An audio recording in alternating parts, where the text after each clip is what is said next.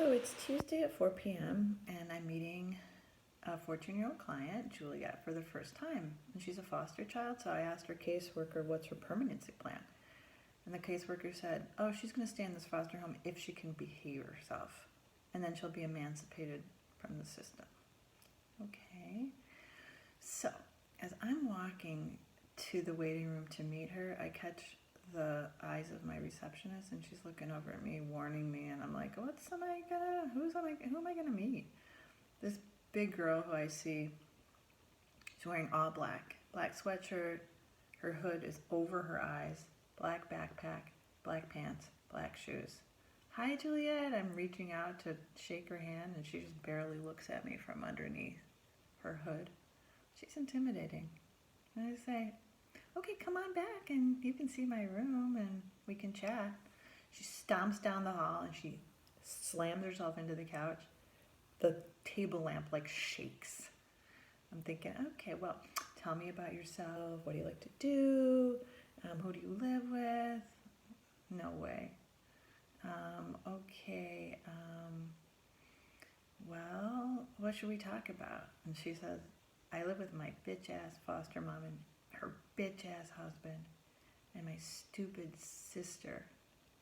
Okay, cool. And how do you like school? I see you have a lot of homework. I'm gesturing towards her backpack, and she goes, nah, that's not what that's about. I'm like, oh, okay, well, is that homework, or what are those things in your backpack? And she just has this smile on her face, but she says nothing. And I'm looking at her, and then she's so tough but so fragile because her fingers are so long and thin and delicate, and she has curly brown hair, and it's hooking over the hood of her sweatshirt, and she's got really chapped lips, so cracked. I'm thinking, oh gosh, how am I going to get to this girl? And I'm like, okay, well, what's your favorite snack? And she looks right at me and goes, hot chips. There's no hesitation there. Okay, so the next Tuesday, Juliet's about to arrive, and I go to the convenience store across the street, and I get her some hot chips and some orange soda. And I bring it back just in time to see her come in the door with her black hoodie, her black pants, her black shoes, and her black backpack, and it's overstuffed again. And I say, hi, Juliet. I'm like, still out of breath. And she stomps behind me and slams herself into the couch. And I say, hey, look, I brought you hot chips and soda. And she doesn't really respond. She doesn't say anything. I open the bag for her, and I just put it next to her. And I open up the cap of the soda, and she pauses, and then she stiffens, and then she slowly picks up the chips and starts eating them. And she's not talking, but I don't know, she seems more relaxed. Meanwhile, I see the coating of the hot chips, and it's seeping into her lips, and I'm thinking, God, that's gotta sting. It's just, it gotta hurt. Should we say nothing? Do you want to play cards, I say? I'm reaching for straws here, and she says, sure. So we play Uno. And then she looks up at me and she goes, my daddy used to play cards. The next week, I'm at the store and I see chapstick, and I think of her, and I buy her a chapstick of her own. And I'm thinking, okay, why am I thinking about her so much? Why am I so concerned about her? Because I'm thinking, is the peppermint good, or is a different flavor good? Because the peppermint's going to sting her lips. So I don't know, but when I see Julia the next time, I show her the chapstick, and she wants nothing to do with it. I'm like, it's for you. Look, I didn't touch it. It's totally new. I didn't break the seal or anything, and I even put your name on it with a piece of tape. Well, she's not moving, so I take a risk. I crack open the chapstick, and I open it, and I show her underneath her hood, and I reach towards her and put the chapstick on her lips. And she doesn't flinch. She doesn't move, but she doesn't flinch either. And after a minute, she licks her lips.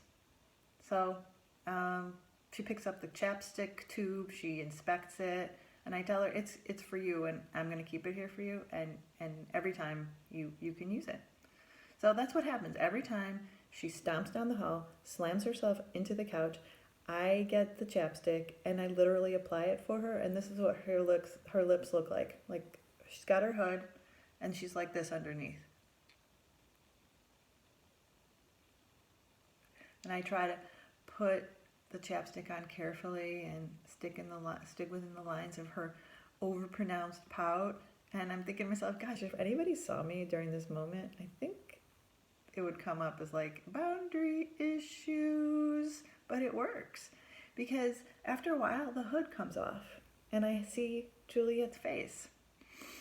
And she grabs a deck of cards and she starts to deal, and she's snacking on hot chips and she's drinking her soda. It's not really looking at me, but like there's some sort of dance going on, like slap. I put my card down and slap. She puts her card down and tap. I put my card down and tap. She puts her card down, and I feel like there's a rhythm to it. And I'm thinking of that song from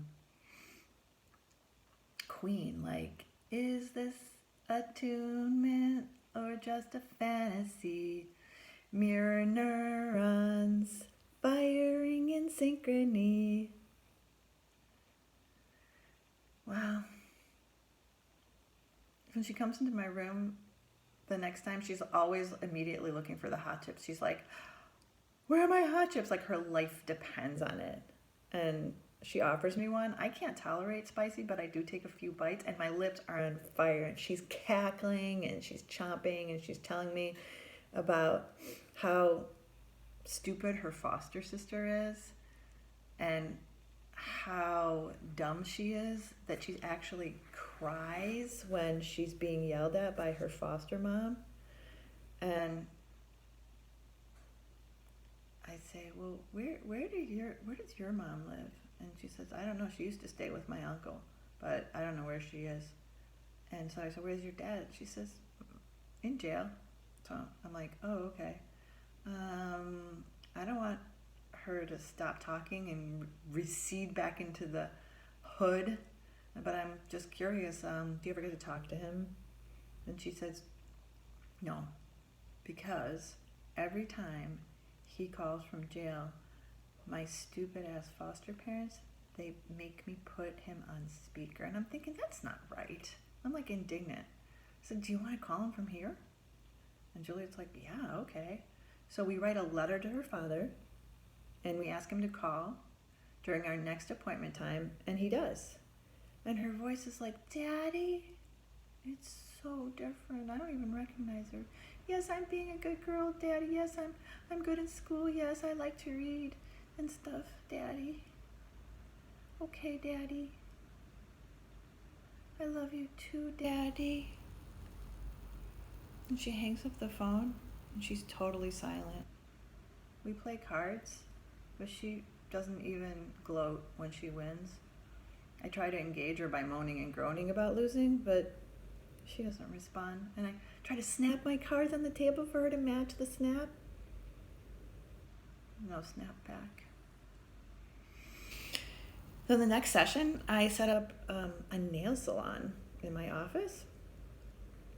I got this idea from my TheraPlay mentor, Phyllis Booth.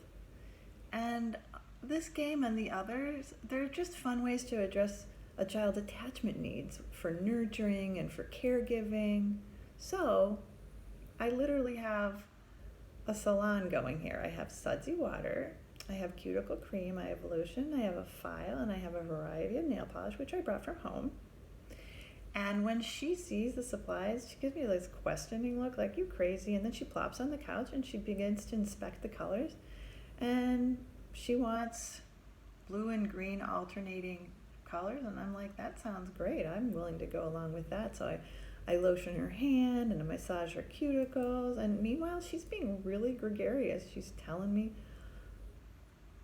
all about her feelings, and she's squealing. And again, to her foster sister, how stupid she is for getting caught hiding food under the bed. And then when she gets caught and gets yelled at, she's so stupid because she cries.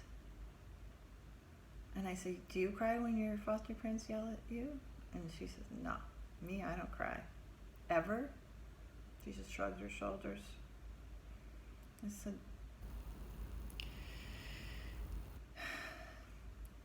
do you ever cry? And she says to me, do you know why my book bag is so full?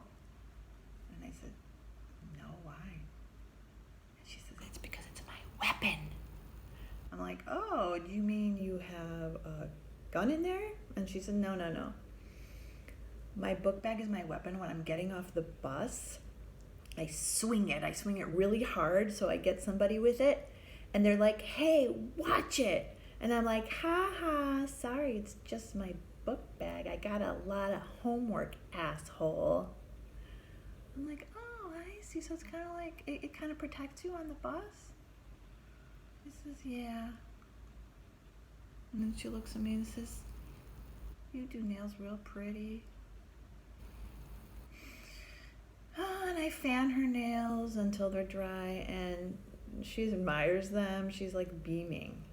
And as I escort her down the hall, it's not even the same girl. The same girl who had walked in with the hood over her eyes. Now she's walking out with her hands waving high in the air, and she's like, goodbye, everybody. Goodbye, everybody. Bye-bye. As if she's the queen or something. And this goes on for a year. Her caseworker and her foster mom, they're annoyed with me because Juliet's rude behavior at home, they're not getting better. They're getting worse.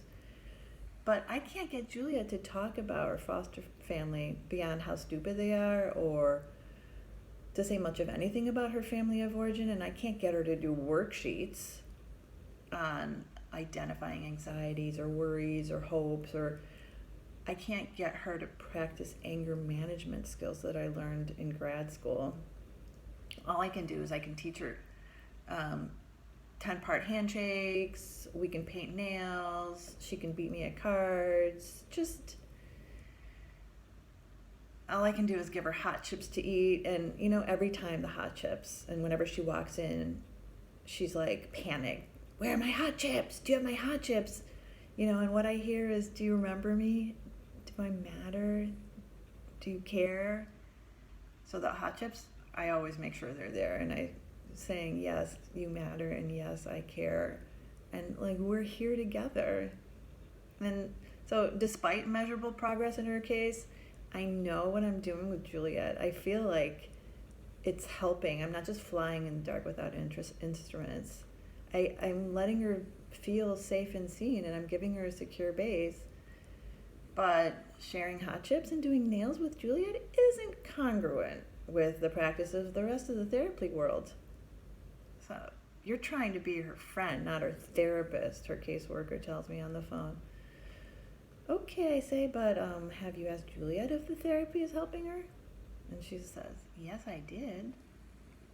Juliet told me the only reason she goes to therapy is because you give her hot chips. So I don't know what you think you're doing, but we don't think you're the right therapist for her, so we're switching her to somebody new. Next week is your last session. I am incensed. I walk down the hall to my boss, and I'm like, this is so unfair. This kid is so alone. She doesn't respond to anything else. I have to play with her and take care of her. It's the only time that she opens up. And my boss, he puts down his papers wearily and he looks at me. He says, Daphna, the caseworker called me up too. They think you have boundary issues with Julia, and they really question your professional conduct. So I suggest you just drop it. Just drop it. Drop her. Drop what we have together. I'm devastated. Julia and I have our last session, and we play all our usual games. We eat hot chips, and the last thing we do before she gets in the elevator is we practice our 10-part part handshake, and it's really elaborate. It's a dance of clapping, fist pumps, hip bumps, spins, and shakes. And I tell her, I won't forget our special handshake. And she's like laughing. She's giddy. Like the day that we did her nails. The elevator door opens. She walks in. And she doesn't look back. And the door is shut. And I walk back to my office feeling so sad. Like, and she seems so happy. So what does that mean? Am I a fool to think that I even mattered? That I helped her in any way? I mean, was this the real thing? Or just a fantasy? I never hear or see Juliet again. 3 years later, I'm in a children and family service meeting planning a boy's return home to his biologic mom after living in foster care. And there's nine of us around this big, long, sterile table. And we go around introducing ourselves. And I say, hi, I'm Daphne Lender, family therapist. And to my right, there's a caseworker. And I've never met her before. She backs up her chair. And she touches my arm and she says, Daphne, you're the therapist who gives hot chips? I have a kid on my caseload. And she talks about you all the time. I'm thinking, uh-oh, this isn't good. Here it comes. I'm ready to have a reminder of my failure. And she says, she freaking loves you. And she's a tough cookie. So how did you do that? You're the hot chips lady, right? And from deep inside, like I have this really warm feeling that I'm bathed in. And it just feels like an affirmation that I did matter. And I think to myself and respond kind of proudly, why, yes, I am. I am the hot chips lady.